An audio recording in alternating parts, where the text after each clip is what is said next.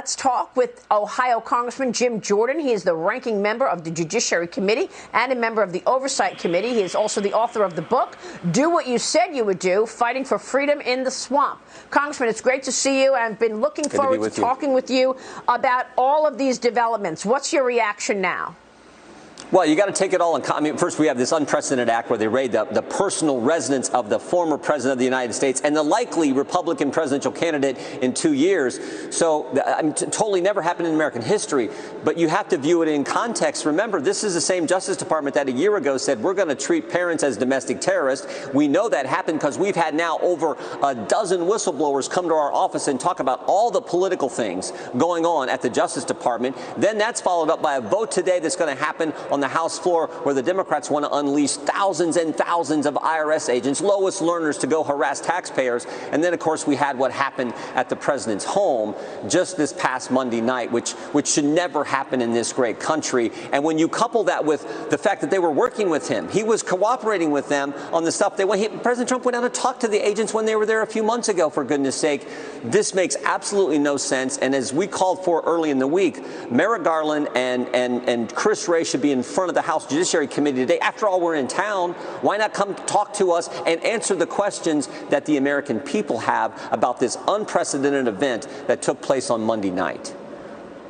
Well, there are real questions about the FBI and the DOJ. For 4 years, 5 years, we've been watching mistruths and entrapment schemes, from the Russia collusion lie to an impeachment of President Trump while they sat on Hunter Biden's laptop, to the Gretchen Whitmer situation. All those 4 people who were arrested were actually set free. I guess the trial, the informants, we don't know if that was entrapment as well. Here's something I saw on Instagram. They didn't go after the big guy. They didn't go after Biden's crackhead son. They didn't go after Pelosi for insider trading. They didn't go after the Clintons. They didn't go after Epstein. They went after the one man who promised to expose them all.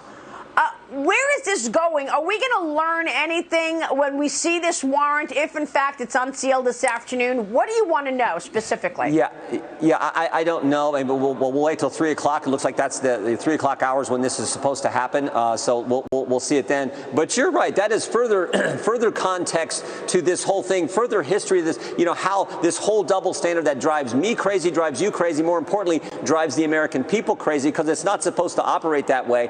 And never forget this name, Kevin Clinesmith. Kevin Clinesmith was found guilty of altering evidence that was initially used to get the first warrants to go spy on President Trump and his campaign. So we know that they've done that in the past, and this guy basically got a slap on the wrist. He's now back in, I think, good standing with the Bar Association, for goodness sake. He altered 180 degrees a document that was submitted to the court to get the initial warrant to go spy on President Trump. So that is the long history and the double standard that you pointed out.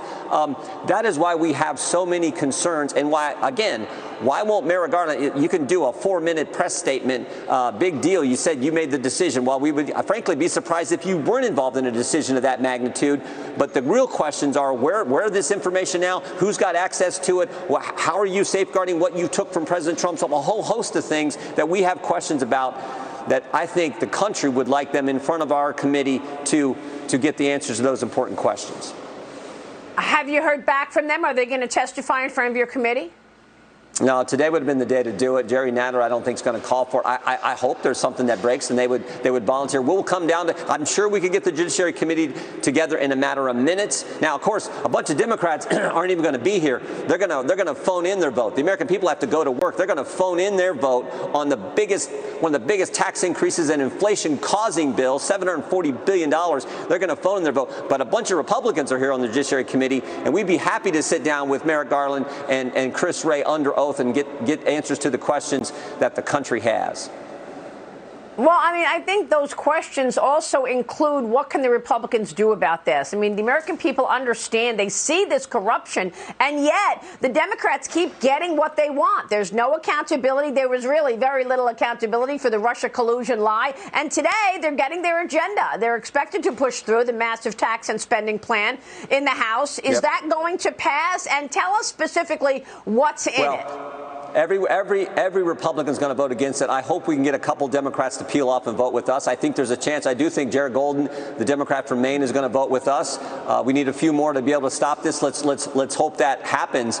But the way you send a message to all the ridiculous things that the Democrats and the Biden administration have done. I mean, remember, Maria, we went from a secure border to no border. We went from stable prices to a 41-year high inflation rate. We went from $2 gas to $5 gas, and we went from safe streets to record crime. They're attacking your First Amendment liberties, your Second Amendment liberties, your Fourth Amendment due process rights, and we know what's happened in foreign policy. So, and you take all that, and then you couple that with what happened to President Trump this past week. So I think the way you send a message is on November 8th. You show this is how we do things in America. On November 8th, the American people show up in a big way, and they say, enough of this baloney, enough of this ridiculous behavior. Let's put Republicans back in charge. Yeah, unfortunately, even if you do get back in charge after November, it's going to be hard to peel this stuff back. I mean, let's face it. This spending plan is calling for higher taxes, and it's calling for more IRS agents. 87,000 new IRS agents. Yep. That will take the number of IRS agents up to 166,000. Let me just compare that to the number of border agents that we have right now, 19,000. Okay, 19 to 20,000 border agents versus 166,000 IRS agents? Yeah, they're going to use your tax money to harass you, the taxpayer. And you know who these people are going to be. They're going to be left-leaning bureaucrats who aren't going to get in their car and spend $5 to drive to work. They're going to be all working remote, harassing the people who do have to get up and go to work. The people in Ohio that I get the privilege of representing, who make things, grow things, and move things, who are in agriculture, trucking, manufacturing, construction. They can't zoom it in like Democrat politicians are doing today. They got to get up and go to work, and those are the very people that these bureaucrats are going to harass. That's what's coming in this ridiculous bill, not to mention $740 billion of more spending that's going to exacerbate the 41-year high inflation rate. That's the bill that's on the floor today. That's what the Democrats are focused on, instead of having Merrick Garland and Chris Wray in front of the Judiciary Committee to answer the questions that the American people have. That's your Democrat-run government today, and that's why I think on November 8th, the American people are going to make a big change. By the way, they keep selling it as if they're going to tax those people who don't pay taxes, pay your fair share this, pay your fair share that. And yet, what did they just do? They removed the carried interest tax so that they could get Christian Cinema on board. So what are you doing? You're raising taxes for middle America so that the rich can buy electric vehicles? Yeah, they're going to raise taxes on middle America, and they're going to harass middle America. Here's the people who are going to get hit by these thousands and thousands of agents who are going to come after them. It's going to be the teacher who's got, in the summer, has the painting business. They're going to come after you got that second business. They're going to come after them. It's the mom and dad who run the hardware store in small town America. That's who they're coming after. They're coming after middle-class families, because it's not the billionaires. They're coming after all the taxpayers. And, oh, by the way, if that mom and dad who run the hardware store also happen to contribute to Republican candidates for office, you bet they're going to be at the top of the list for being harassed by this IRS. Wow, that's just extraordinary, Congressman. We know you're on it, and we'll check back with you soon. Thanks very much for making the time this morning. You bet. Thank you.